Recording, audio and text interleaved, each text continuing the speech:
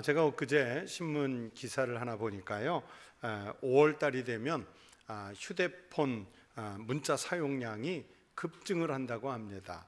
그 중에서도 특히 어버이날을 앞두고서 압도적으로 늘어난다고 그래요. 평소에 부모님에게 잘 안부를 하지 않던 사람들도 이때만큼은 안부를 묻지요. 인사를 하는 거죠. 예전에는 어버이날을 앞두면 그래도 편지를 쓰기도 하고 카드를 보내기도 하고 또 카네이션을 만들거나 카네이션을 구입해서 달아드리기도 했는데, 요즘은 그런 행위는 잘 없고 문자로 대체한다고 그래요. 문자로 대체하는 경우가 많은데, 엄마 아빠 사랑해요 하고서 이모티콘 날리는 거예요.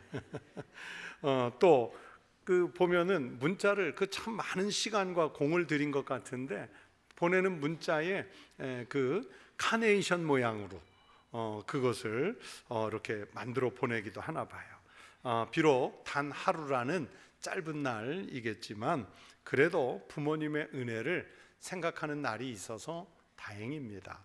사실은 1년 내내 우리가 부모님께 감사하는 마음을 품어야 하는데, 실상은 우리가 지금 그렇지 못한 시대 혹은 세태 속에 살고 있지 않습니까?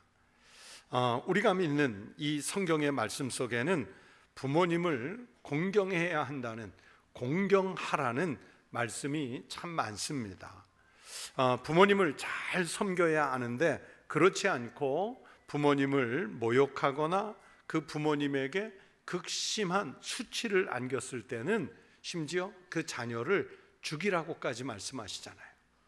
만일 누구든지 자기의 아버지나 어머니를 저주하는 자는 반드시 죽일지니 그가 자기의 아버지나 어머니를 저주하였은즉 그의 피가 자기에게로 돌아가리라. 여기에서 이 말씀에서 저주한다는 말은 입으로만 하는 것이 아니라 행실로, 마음으로, 그리고 다양하게 부모님의 마음에 속상함을 일으키는 모든 것을 포함합니다. 그러니까 이 율법을 오늘날 기준을 가지고 우리에게 적용을 한다면 죽을 자식 참 많습니다. 아마 지금 이 예배당 안에 있는 우리들 중에도 상당 숫자는 죽어야 할 거예요. 사실은 성경대로라면 부모님을 공경하는 일이 거룩한 일이고 하나님께서 내리시는 복을 받는 축복의 통로인데, 그것을 알지 못하는 경우가 많지요. 부모를 내다버리는, 그래서 현대판 고려장이라는 말도 있고요. 또 존속상해죄라는 게 있지요. 부모님을 향해서 신체적인 폭력을 가하는 아주 못된 자식들이 점점 많아져서 인륜이 무너지는 세태 속에 오늘 우리가 살고 있고 목격하고 있습니다. 효도는 돈으로 살 수 없어요. 효도는 마음에서 우러나오는 것이지 법으로, 율법으로 강제할 수 있는 것도 아니고 돈을 주고 만들어낼 수 있는 것도 아닙니다. 종종 말씀을 드리는데, 10계명 중에서 제1계명부터 제4계명까지는 하나님과 하나님의 백성들 사이의 관계를 다룬 말씀입니다. 그리고 5번째 제5계명부터 10번째 10계명까지는 사람 대 사람의 관계를 다루는 계명인데, 사람과의 관계를 다룬 그 첫 번째 계명, 즉 5번째 계명이 바로 내 부모를 공경하라는 말씀이에요. 다른 계명들은 다 명령형으로 계명만 있는데, 이 제5계명만큼은 내 부모를 공경하라 이렇게 명령하신 다음에 그 명령을 지키면 어떤 복을 받을 것인지 약속의 말씀도 주셨어요. 그 약속은 바로 그리하면, 즉 내 부모를 공경하면 내 하나님 여호와가 내게 준 땅에서 내 생명이 길리라 하는 장수의 복, 이 땅에서 형통한 복을 약속하고 있습니다. 그래서 사도 바울은 에베소서 6장의 2절에서 이것은, 즉 부모님을 공경하라는 이 계명은 약속이 있는 첫 계명이라고 설명을 합니다. 여러분, 10계명은 우리에게 말씀을 주실 때 당신들이 이렇게 살았으면 좋겠다, 당신들이 저렇게 살았으면 좋겠다, 권면하거나 권고하는 말씀이 아니에요. 이 10가지 계명이 다 하나같이 명령형의 말씀이지 않습니까? 하나님께서 명령하시기 때문에 하나님의 백성들은 다 그 말씀을 듣고 지켜야 할 의무만 있습니다. 그런데 그 중에 부모를 공경하라는 이 계명은 잘 지키면 하나님이 내리시는 복이 있을 것이라는 약속을 담고 있습니다. 이스라엘 백성들, 그 중에서도 특별히 바리새인들, 서기관들은 하나님께서 모세를 통해서 주신 율법을 절대적인 말씀으로 알았고요, 무슨 일이 있든지 그 말씀을 지켜내려고 했지 않습니까? 그러나 인간이 하나님의 말씀을 다 지키고 살 수 있는 능력은 없습니다. 그렇게 다 지키고 완벽하게 살면 의인이라고 부를 수 있겠는데, 성경은 분명하게 의인은 하나도 없다고 말씀하잖아요. 계명을 그렇게 다 지키고 살기가 어려우니까 유대인들은 편법을 만들었습니다. 자신들의 위선을 덮을 교묘한 규정들을 만들었습니다. 그 편법의 대표적인 예가 바로 오늘 본문에 나오는 부모 공경에 대한 경우입니다. 오늘 본문 앞에 1절부터 8절 사이에 보면 바리새인과 서기관들이 장로들의 전통을 핑계 삼아서 예수님과 예수님의 제자들에게 트집을 잡았습니다.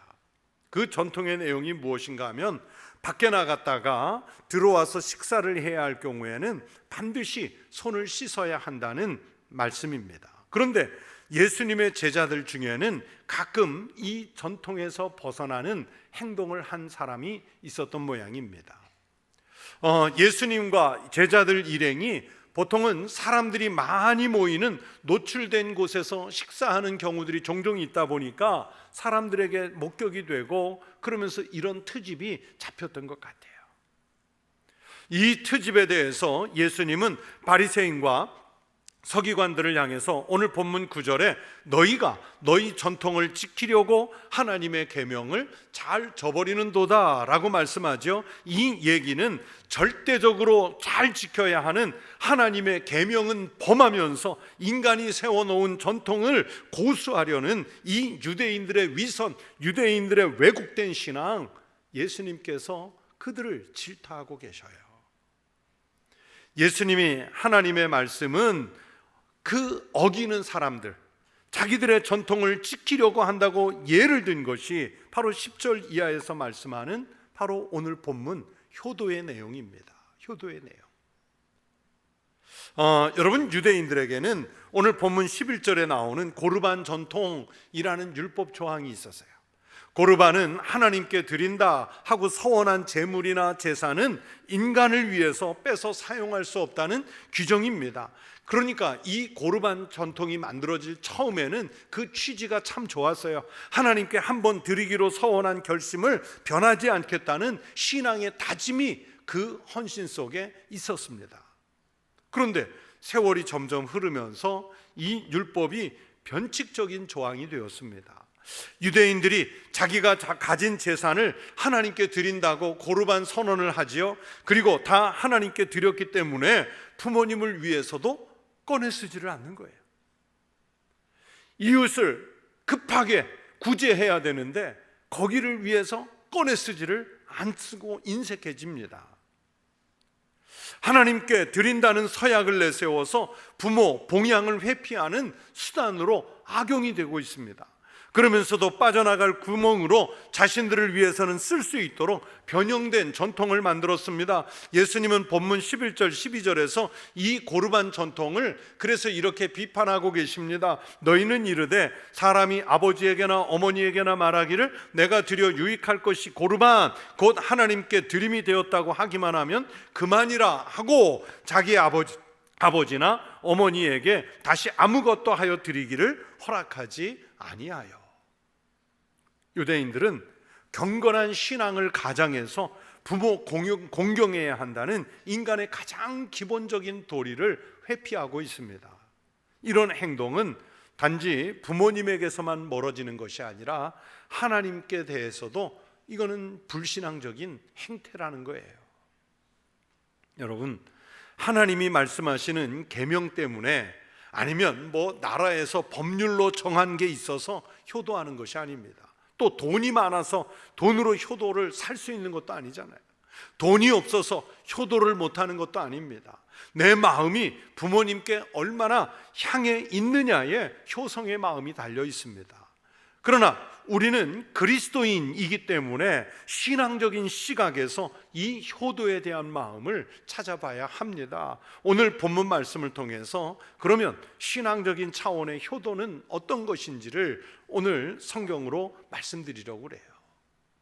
첫째, 하나님께서는 부모에게 효도하는 것을 전통적인 계명으로 내려주셨다고 오늘 예수님 말씀하세요. 10절 말씀을 보세요. 모세는 내 부모를 공경하라 하고 또 아버지나 어머니를 모욕하는 자는 죽임을 당하리라 하였거늘, 또 사도 바울도 에베소서 6장 1절부터 3절에서 자녀들아 주 안에서 너희 부모에게 순종하라 이것이 옳으니라, 내 아버지와 어머니를 공경하라 이것은 약속이 있는 첫 계명이니 이로써 내가 잘되고 땅에서 장수하리라, 이렇게 말씀하세요. 오늘날 우리나라에서 유교적이라는 말을 가끔 쓰는데, 유교적이라고 하면 아주 고리타분한 사상으로 여기는 경우가 많잖아요. 그런데 이 유교적이라는 말에 가장 대표적인 것을 꼽으라고 하면 충효, 나라에는 충성하고 부모님께는 효도하는 그 사상을 많이 얘기해요. 여러분, 종교를 떠나서 효도를 강조하는 것은 어떤 시대라 할지라도요 고리타분하지 않습니다. 현대적인 관점에서 그 충효는 너무 수직적인 명령이라 이렇게 치부하면서 거부감을 나타낸다고 해도 그렇지 않아요. 여러분, 이것은 우리가 사람으로서 당연히 지켜야 할 그 인륜입니다. 여러분 생각해 보세요. 우리가 이런 말 자주 하고 듣잖아요. 부모 없이 자식이 어디서 왔느냐? 부모 없이 자식이 어디서 왔습니까? 반드시 부모가 있어야 내가 있습니다. 어린 생명은 혼자 생길 수도 없고 자라지도 못합니다. 부모의 보호와 양육이 반드시 필요합니다. 오늘날 우리 사회의 큰 문제 가운데 하나가 부모들의 갈등과 이혼 때문에, 가정의 훼손 때문에, 혹은 부모들의 경제적인 어려움 때문에, 또 특별히 외국에서 시집와서 한국에 잘 적응하지 못해서 어려운 가운데 있는 다문화 가정들의 형편 때문에 방치되는 자녀들이 너무 많다는 사실이에요. 여러분, 이것이 단지 경제적인 문제가 아니라 심각한 정서적인 장애를 유발해서 사회의 문제가 될 수 있다고 전문가들이 계속 경고하고 있고, 이미 이 경고는 현실이 되기 시작을 했습니다. 그런데 문제는 이렇게 정서적으로 방치된 자녀들이 나중에 자라서 부모를 돌보지 않고 자신이 당한 대로 부모를 방치하거나 똑같이 유기하는 사태가 옵니다. 그러면 어린이는 어린이대로, 노년은 노년대로 보호받지 못하고 버려지는 이런 그 위험한 사회가 될 수 있다고 경고하잖아요. 그래서 이런 사회적 문제에 대처하는 방법은 어린 자녀들에게, 우리 자녀들에게는 사랑을 베푸는 것이고, 부모님 세대를 향해서는 마음을 다해서 공경을 드리는 거예요. 아이들은 사랑을 받을 만한 아이가 되어야 하고, 어른들은 공경을 받을 만한 어른이 되어야 합니다. 성경은 가장 쉬운 명령으로 내 부모를 공경하라 하는 이 명령으로 우리에게 그 사실을 가르쳐 주시고 있습니다. 우리 주위에는 신앙을 갖고 있다고 하면서도 부모를 공경하지 않고 또는 자녀들을 사랑하는 일에 인색하거나 거친 사람들이 있습니다. 불효하면서 신앙생활을 한다는 것은 옳지 않습니다. 더구나 신앙을 핑계로 교묘하게 불효하는 것은 예수님께서 바리새인과 서기관들을 오늘 본문에서 책망하시는 것처럼 언젠가 하나님께서 그 불효자를 책망하실 날이 반드시 있을 것입니다. 여러분, 하나님을 섬기는 그 마음으로, 그리고 그 정성을 다해서 부모님께 효도를 드리고 공경을 바칠 수 있는 믿음의 자녀, 믿음의 성도들이 되시기를 바랍니다. 또 두 번째, 오늘 본문과 본문 11절과 13절에서는 부모 공경을 피하려는 교만한 위선에 대해 예수님이 엄하게 경계하고 계십니다. 11절입니다. 너희는 이르되 사람이 아버지에게나 어머니에게나 말하기를 내가 드려 유익하게 할 것이 고르반 곧 하나님께 드림이 되었다고 하기만 하면 그만이라. 13절입니다. 너희가 전한 전통으로 하나님의 말씀을 폐하며 또 이 같은 일을 많이 행하느니라. 여러분, 지금 예수님과 대화를 나누고 있는 바리새인들의 이야기 속에는 아주 교묘한 위선이 나옵니다. 다른 것도 아니고 하나님께 드려야 하는 신성한 서약을 이용해서 부모에게 불효를 저지르고 있습니다. 앞에서 말씀드린 고르반이라는 서약입니다. 이 고르반이라는 말은 히브리어로 예물, 헌물, 드림, 하나님께 바쳐진 것들이라는 뜻을 가지고 있어요. 사람이 자기 돈을 하나님께 헌금으로 드리면서 이것이 고르반 되었다 이렇게 선언을 하면 그 물질은 오직 하나님을 위해서만 쓰여야 합니다. 고르반 서약을 하면 사실은 부모님 또는 그 누구라도 심지어 자신을 위해서도 손을 못 대고 하나님께만 드리는 거예요. 그런데 유대인들은 부모를 공경하는 일에는 고르반 되었다는 이유 때문에 부모님들이 위기에 빠져도 그것을 꺼내서 도울 생각을 하지 않고 반대로 자신들이 급하게 필요할 때는 위선적인 논리로서 그 고르반 된 것을 꺼내서 써요. 부모에게 효도할 마음이 없으면 아예 고르반 선언을 해놓기도 했습니다. 심지어 어떤 경우에는 부모님이 돌아가시면 예전에 고르반 서약했던 것을 취소하는 경우도 있습니다. 모세 오경에 서원한 일을 취소할 수 있는 부분의 말씀들이 있는데 바로 그것을 이용하는 거예요. 그러니까 부모 공경을 회피하는 아주 교묘한 위선을 보여줍니다. 하나님을 악용하는 경우지요. 하나님의 이름을 팔아서 부모님을 공경하는 의무를 회피하는 것이니 얼마나 가증한 일입니까? 이런 유대인을 향해서 예수님은 오늘 본문과 병행하는 마태복음 5장 7절에서 그들을 향해 뭐라고 부르시냐면 외식하는 자들아. 하나님 공경한다고 하면서 부모님을 섬기지 않는 그들을 향해서 외식하는 자들아 이렇게 부르셨어요. 그리고 오늘 본문 앞인 6절에 보시면 예수님이 이사야 29장 13절 말씀을 인용해서 이 백성이 입술로는 나를 공경하되 마음은 내게서 멀도다 이렇게 책망을 하고 계십니다. 여러분, 신앙생활을 잘하기 위한다는 핑계로 부모님께 효도하는 것을 회피하려고 하지 마십시오. 신앙이 좋을수록 오히려 부모님을 하나님 대하는 공경의 마음으로 부모님을 대하셔야 합니다. 구약 성경 레위기 19장 1절 2절에서 성경이 말씀하십니다. 너희는 거룩하라. 이는 나 여호와 너희 하나님이 거룩함이니라. 너희 각 사람은 부모를 경외하고 나의 안식일을 지키라. 나는 너희의 하나님 여호와이니라.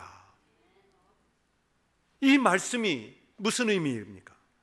하나님은 우리에게 거룩하라 명령하시면서 거기에 부모를 경외하라고 같이 붙여놨어요.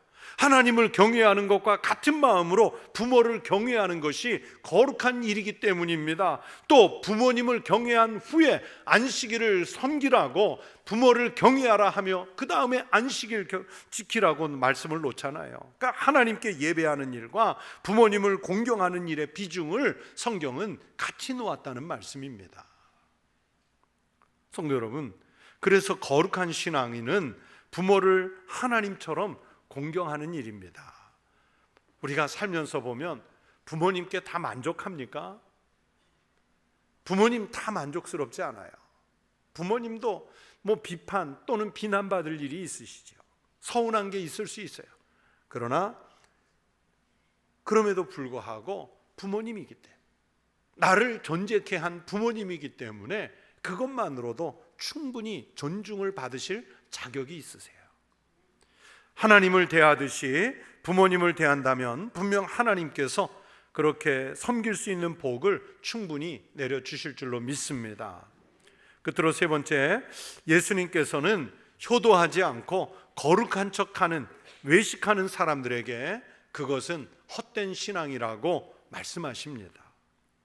이 시대에도 이런 외식적인 신앙의 사람들이 있습니다.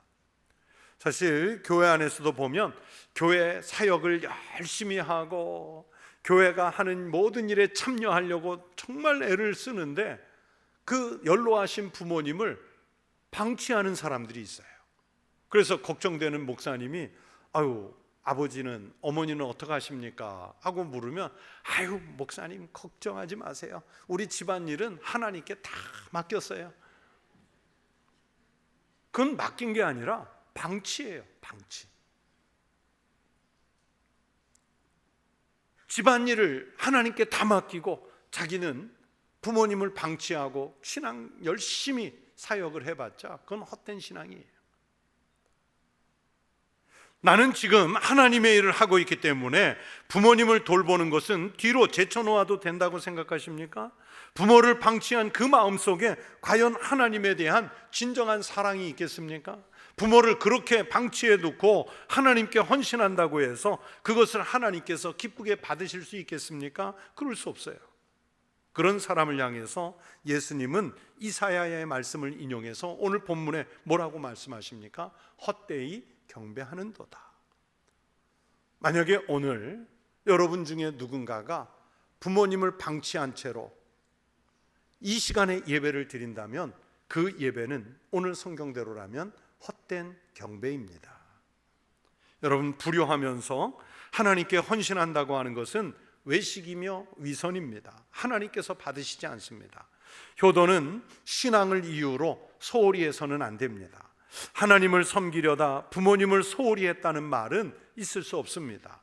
오히려 부모님을 잘 공경하는 일을 통해서 하나님의 은혜를 더 많이 받을 수 있는 축복의 통로로 삼으시기를 바랍니다. 우리가 잘 아는 사자성어 중에 아마 많이 들어보셨을 텐데 반포지효라는 말이 있습니다. 까마귀와 관련된 이야기인데요. 여러분, 이 까마귀라는 새는 까깍하고 울면 좀 음침하고 사람들이 뭔가 불길한 걸 얘기할 때 까마귀 울음을 생각하잖아요. 그런데 대부분의 우리 동양에서는 이 까마귀를 모든 그 효심이 깊은 새의 상징으로도 여깁니다. 왜 그러냐면 대부분의 자연 이치가 그렇듯이요, 까마귀도 자기 새끼가 알에서 부화하고 나면 어미새가 부지런히 날아다니면서 먹이를 구해다가 그 둥지에 새끼에게 먹이는 거예요. 정성껏 먹여요. 그런데 이 까마귀가 다른 새와 다르게 감동을 주는 것은 그 새끼가 다 자란 다음에 일어납니다. 이제 어미 까마귀가 더 이상 날지 못할 정도로 늙고 먹이를 구할 수 없게 되면 그때부터는 자식 까마귀가 날아다니면서 먹이를 물어다가 어미새에게 넣어주는 거예요. 그렇게 보살핍니다. 그래서 여기에서 유래된 말이 반포지효. 여기서 반포라는 말은 되돌려 먹이다. 까마귀가 새끼 까마귀가 자라서 어미에게 되돌려 먹이다, 그런 뜻이에요. 여러분, 우리 부모는요, 그렇게 여러분이 어린 자녀였을 때 먹이를 물어다가 여러분을 먹여 키웠어요. 여러분이 교육을 받아야 할 시간과 기회가 됐을 때는 여러분 부모님들이 교육을 시켜가며 여러분을 키웠어요. 여러분이 인생의 고비를 만났을 때는 새벽 강단을 지켜가며 하나님 앞에 여러분을 위해서 기도하셨던 분들이 바로 부모님들이셔요. 이제는 우리 자녀들이 먹이를 물어다 먹을 수 있도록 공경을 해 드려야 마땅합니다. 그것이 바로 성경의 법칙입니다. 여러분, 하나님이 기뻐하시는 가정은 어떤 모습일까요? 부모는 하나님의 사랑으로 자녀를 위해서 양육하고 자녀들은 하나님을 경외하는 마음으로 부모를 공경하는 가정 아니겠습니까? 진정한 효도는 신앙으로 완성이 됩니다. 신앙을 핑계로 효도를 소홀히 할 수는 없습니다. 오히려 효도를 통해서 신앙이 깊어지는 경험을 하시기를 바랍니다. 여러분, 사랑과 효도는 5월에만 있는 일회성의 행사가 아닙니다. 하나님께서 우리 가정이 언제나 사랑과 효도가 넘쳐나기를 바라고 계십니다. 여러분의 부모님께, 혹 부모님께서 먼저 세상을 떠나셔서 계시지 않으면 부모 세대의 어르신들께 여러분이 할 수 있는 모든 힘을 다해서 정성껏 효도하는 자녀 되시기 바랍니다. 하나님께서 풍성한 복을 더해 주실 줄로 믿습니다. 그렇게 효도하는 믿음의 가정들에게, 또 믿음의 자녀들에게 주께서 복을 더해 주시기를 우리 주의 이름으로 축원합니다. 기도하겠습니다. 하나님 아버지, 주님은 계명으로 내 부모를 공경하라 말씀하셨기에 우리는 그 계명을 잘 받들어 청종하여 하나님 우리에게 주신 그 생명의 부모님들께 온 마음을 다해, 온 뜻과 정성을 다해 하나님을 경외하는 것과 같은 마음으로 부모를 경외하고 공경하게 하여 주시옵소서. 또 부모된 이들은 자녀들에게 다른 것 유산으로 남길 것 아니라 신앙을, 믿음을 유업으로 남겨 신앙의 가문을 크게 이룰 수 있는 믿음의 조상이 되게 하여 주시옵소서. 하나님께서 주신 부모와 자녀 사이에 효심이 깊어지는 우리 교회와 성도들이 되기를 바라오니 그렇게 인도하여 주시옵소서.